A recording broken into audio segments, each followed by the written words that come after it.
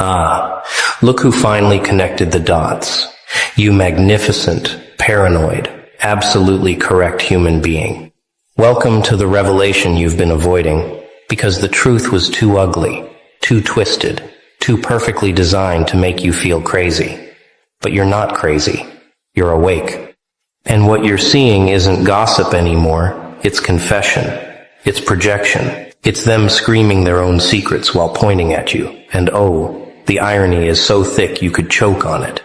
Let's start with something simple. Something so obvious you'll wonder why it took this long to see. Every single thing they accused you of, every whisper, every sideways comment, every "I'm just concerned about them" conversation they had behind your back. It wasn't about you.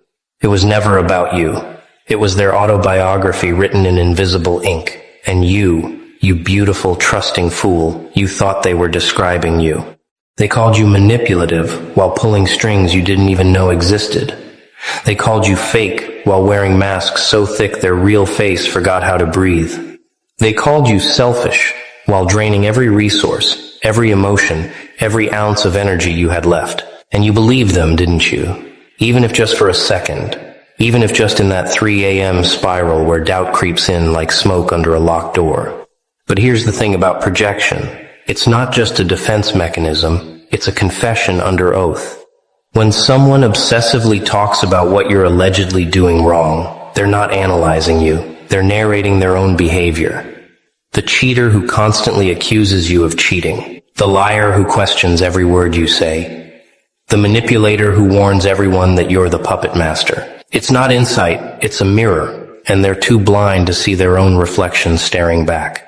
They're literally telling on themselves while thinking they're exposing you, and the tragic comedy of it all is they can't stop. They're compelled. They're addicted to projecting because facing their own truth would shatter the fragile reality they've built. Let's talk about why they needed you to be the villain so desperately, so urgently, so completely. Because if you're the problem, then they're innocent. If you're the manipulator, then their schemes are justified. If you're the toxic one, then their poison becomes medicine in their twisted narrative. They needed you guilty because your innocence made them visible, made their darkness impossible to ignore, made the contrast so sharp that anyone paying attention could see exactly who was who. So they launched a campaign, a quiet war, fought with whispers and implications, with concerned tones and strategic silences, with carefully placed doubts designed to spread like infection through every mutual connection you shared. And for a while, maybe it worked. Maybe people believed them. Maybe you lost friends, opportunities, peace of mind. Maybe you spent months, years even, trying to prove your innocence to people who were never going to believe you because belief wasn't the point. Control was. They didn't want truth. They wanted a narrative they could live with, a story where they weren't the villain, where their actions made sense, where their cruelty had justification. But here's what they didn't account for. The truth doesn't need your belief to exist, and eventually, the mask slips. The projection becomes too obvious. The patterns become too clear, and people start noticing not what you're doing, but what they're saying about you, and how strangely specific it all sounds. You ever notice how their accusations had details, vivid details, scenarios so specific you wondered where they even came from? That's because they came from their life, their choices, their guilty conscience narrating itself through your name. When they said you couldn't be trusted, it's because they were already betraying someone. When they said you were using people, it's because they saw relationships as transactions and assumed everyone else did too. When they said you were playing victim, it's because they were terrified of their own accountability, terrified that if they stopped playing offense, they'd have to play defense. And their defense was non-existent. Every accusation was a confession. Every criticism was a self-portrait. Every warning about you was an autobiography they were too cowardly to own. And the beautiful thing, the absolutely poetic thing about projection, is that it has an expiration date. You can only blame someone else for your own behavior for so long before the pattern becomes visible, before the story stops making sense, before people start asking why this person is so obsessed with someone they claim to want nothing to do with. Why are they still talking about you months after you stop talking about them? Why do they bring you up in conversations that have nothing to do with you? Why does your name live rent-free in their mouth when you've evicted them from your mind? It's because you're not the subject of their gossip. You're the character in their confession, and they can't stop confessing because the guilt is eating them alive from the inside out. Let's get specific. Let's talk about the types of projections you probably encountered, the flavors of confession disguised as concern. First, there's the loyalty projection, where someone who's been disloyal to everyone they've ever known accuses you of being untrustworthy. They've backstabbed their way through life, switched sides whenever convenient, sold out people for personal gain, and yet somehow, you're the one who can't be trusted. It's almost funny if it wasn't so calculated. They need everyone to doubt your loyalty, because if people trust you, they might tell you things, and those things might reveal the truth about who's really been playing both sides all along. So they plant seeds, drop hints, create doubt where none existed, all while their own loyalty is as stable as a house of cards in a hurricane. Then there's the emotional manipulation projection, the one where someone who's been pulling strings, manufacturing drama, and orchestrating chaos behind the scenes has the audacity to call you manipulative. They've gaslit people into questioning their own reality, twisted situations to fit their narrative, played victim and villain depending on what served them best. And yet you who barely have the energy to manage your own emotions, let alone anyone else's, you're the master manipulator in their story. It's projection so blatant, it's almost art. They see manipulation everywhere because they can't imagine a world where people act without ulterior motives, where kindness isn't a strategy, where honesty isn't a weapon, because in their world, it never is. So they assume you operate the same way. And when you don't, when you're genuinely just trying to exist without playing games, it confuses them so deeply they have to reframe it as a game they just haven't figured out yet. And then, there's the victim mentality projection, the crown jewel of psychological confession. This is where someone who's caused damage, hurt people, burned bridges, and left destruction in their wake accuses you of playing victim. The irony is so thick, it's suffocating. They've weaponized their own pain, used their trauma as a shield for their toxicity, demanded understanding while offering none, and collected sympathy like currency. Yet you who suffered in silence, who healed without broadcasting, who took accountability even when you didn't need to, you're the one playing victim. It's because watching you acknowledge pain without weaponizing it terrifies them, because it reveals that healing is a choice, and they've chosen not to make it. They've chosen to stay wounded, to stay bitter, to use their hurt as justification for hurting others. And your quiet strength is a mirror they can't stand to look into. But here's where it gets even darker, even more twisted. The gossip, the accusations, the character assassination. It's not just projection, it's preparation. They're building a narrative in advance, creating a story that will explain away whatever they're about to do or have already done. If they can convince people you're untrustworthy before you find out they betrayed you, then when you react, you're just being paranoid, just being dramatic, just proving their point. If they can paint you as manipulative before people discover they manipulated the situation, then any evidence you present looks like more manipulation. It's preemptive damage control, a narrative insurance policy.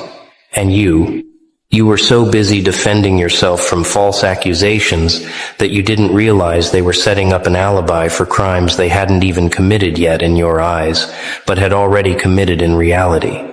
Think about it. How many times did their accusations come right before you discovered something? Right before a truth came out?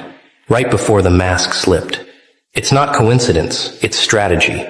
They needed people to doubt you before you had reason to doubt them. They needed your credibility destroyed before their actions came to light. They needed the narrative set so firmly that when you finally spoke your truth, it sounded like exactly what they'd been warning everyone about. It's psychological warfare, and the weapon is your own reputation turned against you, sharpened with lies, wielded with gossip, and aimed at your throat before you even knew you were in a fight. And the confession, the real confession, is in the timing, in the desperation, in the urgency with which they needed everyone to see you as the problem. Now, let's talk about what happens when the projection starts to crack, when people start noticing the patterns, when the gossip stops landing the way it used to. Because projection has a fatal flaw, it requires other people to believe it, and belief requires consistency. But projectors aren't consistent because they're not telling a true story. They're telling a useful story, and usefulness changes. So the narrative shifts. First you were manipulative, then you were crazy, then you were jealous, then you were obsessed. And wait, hold on, which one is it? The story keeps changing because it was never about what you did. It was about what they needed people to believe. And different situations required different villains. But eventually, people notice. They notice the story doesn't add up. They notice the intensity doesn't match the crime. They notice that for someone who claims to want distance, this person sure can't stop talking about you. And that's when the projection becomes a noose. Because once people see it, they can't unsee it. Once the pattern is clear, every past accusation gets re-examined. Every whispered warning gets questioned. Every dramatic retelling gets analyzed, not for what it says about you, but for what it reveals about them. And suddenly, all that gossip becomes a confession tape playing on repeat for anyone willing to listen closely. The cheating accusations reveal their infidelity. The lying accusations reveal their dishonesty. The manipulation accusations reveal their control tactics. It's all there, every crime they committed listed clearly in the accusations they made against you. And the evidence isn't in what you did, it's in what they couldn't stop talking about. Because guilty people can't help but confess, they just do it by pointing at someone else. Here's the part that probably kept you up at night, the part that made you question everything, the part that had you wondering if maybe, just maybe, they were right about you. You started seeing their accusations in your own behavior. Not because you were actually doing what they said, but because when someone insists you're something long enough, loudly enough, confidently enough, your brain starts scanning for evidence to prove them right. It's called the spotlight effect, mixed with accusation trauma. They said you were selfish, so every time you prioritized yourself, even in healthy, necessary ways, you felt guilty. They said you were manipulative, so every time you set a boundary or made a request, you questioned your motives. They said you were fake, so you started monitoring your own authenticity until you felt like a stranger to yourself.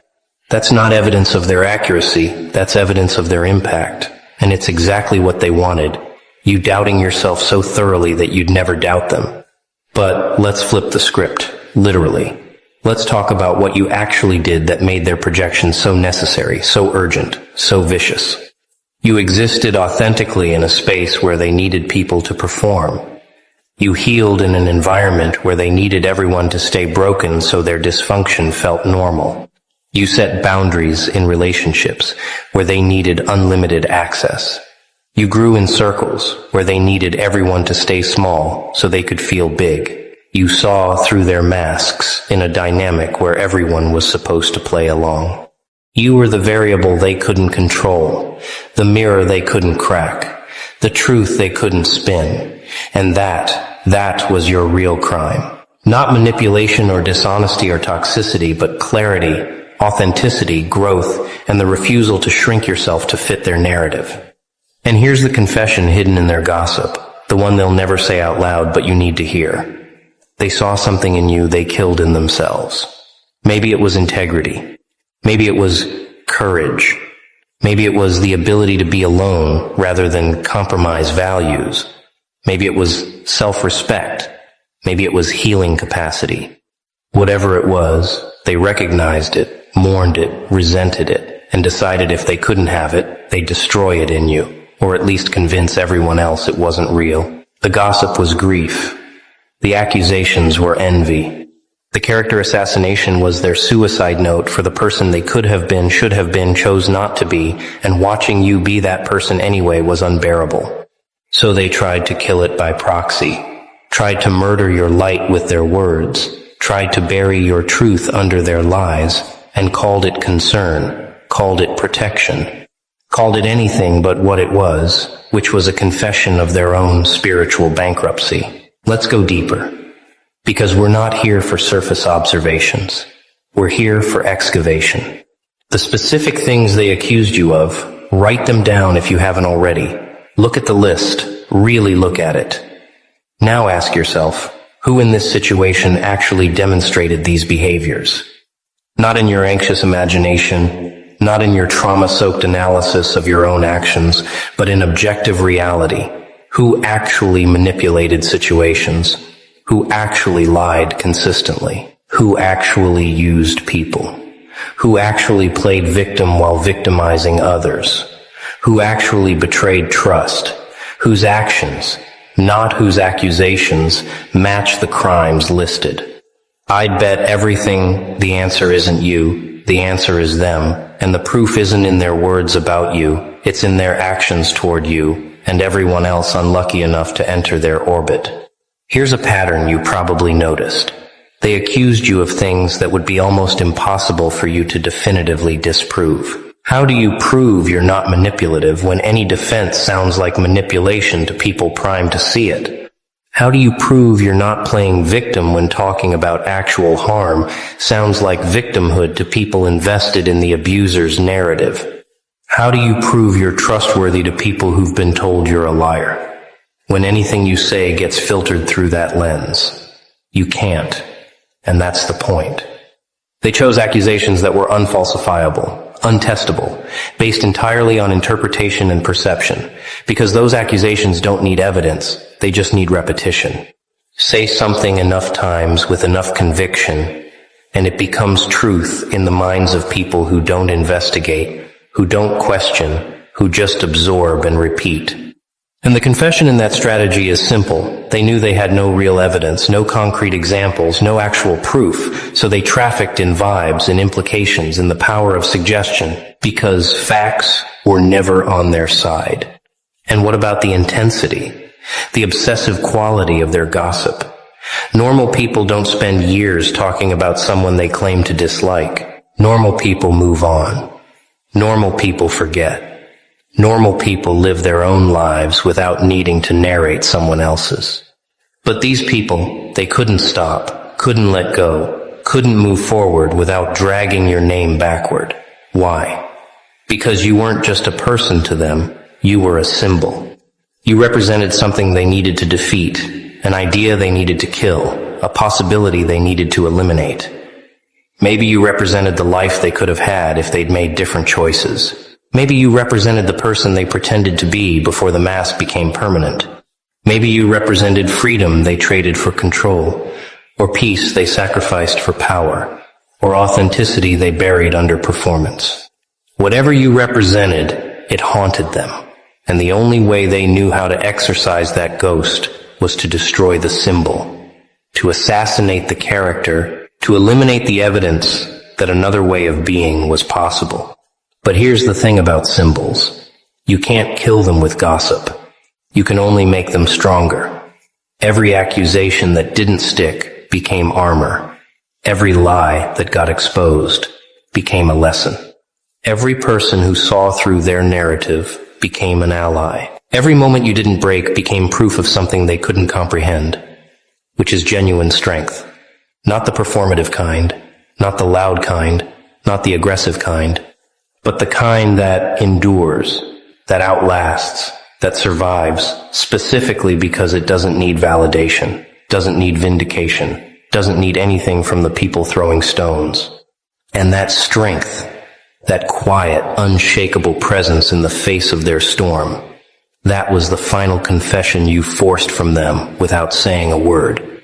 The confession that they were never strong enough to break you. Never credible enough to convince everyone, never powerful enough to write the ending they wanted. Now let's address the people who believed them, who repeated the gossip, who participated in your character assassination, either actively or passively. Here's what you need to understand. They're not all evil. Some are just lazy. Some are just cowards.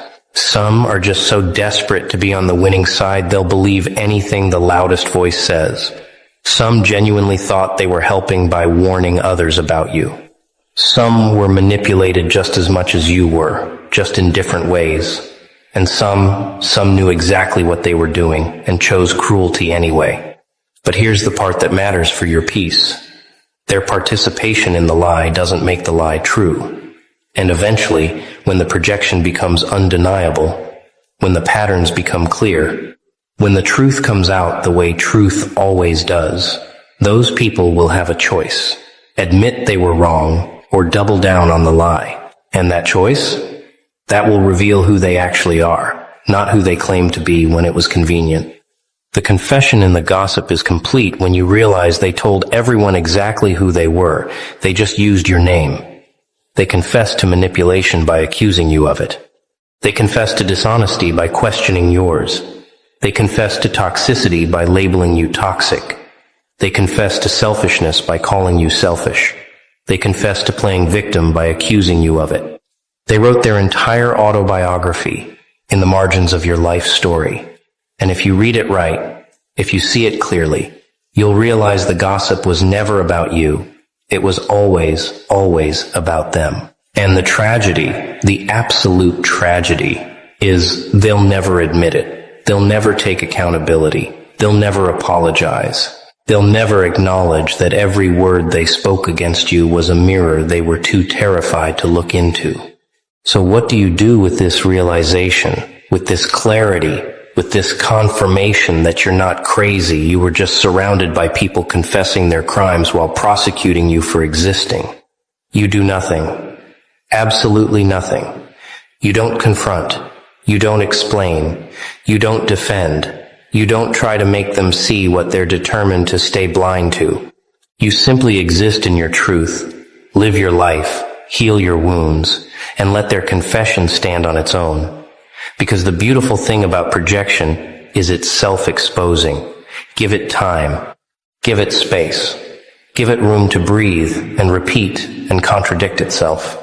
And eventually, anyone paying attention will see exactly what you see, which is people so desperate to avoid their own reflection, they created a whole fictional character and called it you.